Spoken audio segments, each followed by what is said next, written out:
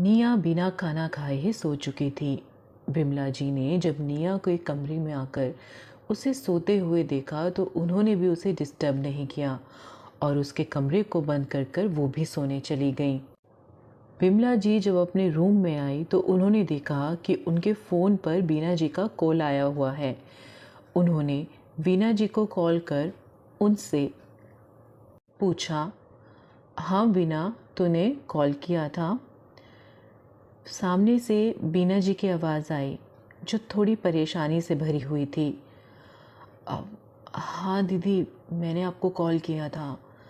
इस पर बिमला जी ने पूछा, हाँ बीना, कैसी है तू, सब ठीक है ना?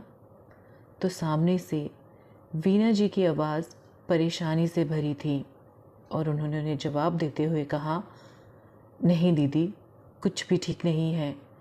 मैंने आज निया के भविष्य की एक झलक देखी है जिसमें वो अकेली नहीं थी।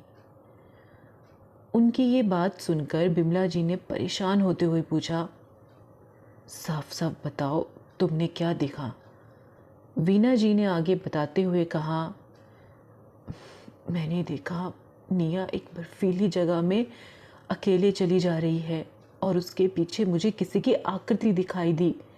मुझे उसका चेहरा साफ नहीं दिखा, लेकिन वो बहुत बड़ा था और उसका शरीर बर्फ़ की तरह सफ़ेद था। मुझे लगता है निया पर कोई खतरा मंडरा रहा है। बिमला जी ने उनकी बात को सुनते हुए कहा, मैं नहीं चाहती थी कि हम कभी वापस हिमाचल आए, लेकिन इस लड़की की ज़िद के आगे मुझे झुकना पड़ा। वीना जी ने आगे अपनी बात पूरी करते हुए कहा, दीदी, आप जानती हो उसकी नियति में ही इस जगह आना लिखा है। हम उसके भाग्य को नहीं बदल सकते और बहुत जल्द हमें उसकी सच्चाई को भी उसके सामने लाना होगा, उसके असली वजूद को। बिमला जी ने ना में अपना सिर हिलाते हुए बोला, नहीं, कभी नहीं। इससे पहले कि उसे एहसास हो कि उसकी सच्चाई क्या है, मैं उसकी शादी करवा दूंगी। बीना जी ने उनकी बात का जवाब देते हुए कहा, शादी इस मसले का हल नहीं है दीदी। आपने मेरे साथ भी यही किया था, लेकिन फिर भी मैं अपनी असलियत से अपना पीछा नहीं छुड़ा पाई। हमें निया को हमारे बारे में बताना ही होगा। बिमला जी ने वीना जी की बात को सुन कॉल को डिस्कनेक्ट कर दिया और वो वहीं चेयर का सहारा लेकर उस पर बैठ गई और मन में सोचने लगी, नहीं, मैं निया को एक काम जिंदगी देना चाहती थी, इसलिए ही तो इतने सालों पहले मैं सब कुछ छोड़कर दिल्ली चली गई थी। लेकिन अपने अतीत के इस काले साए को मैं उस पर नहीं पड़ने दूंगी, फिर चाहे मुझे इसके लिए कुछ भी क्यों ना करना पड़े। वहीं दूसरी तरफ रुद्रांश अपने घर में एक बड़ी सी चेयर पर बैठा हुआ था।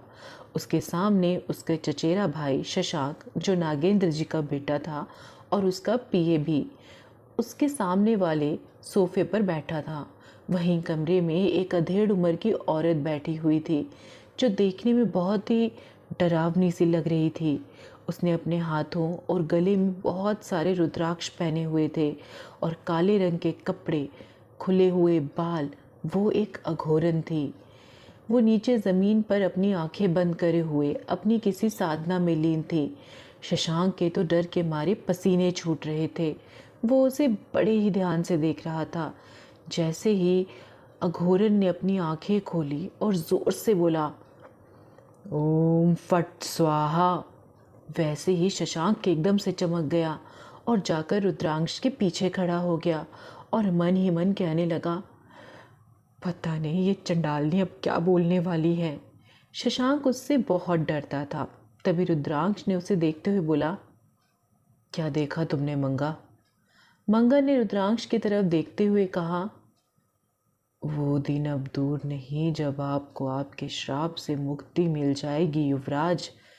ये लड़की वही है जो आपको आपके श्राप से मुक्त करवा सकती है, लेकिन ये तभी मुमकिन है जब वो आपको आपके असली रूप के साथ स्वीकारे।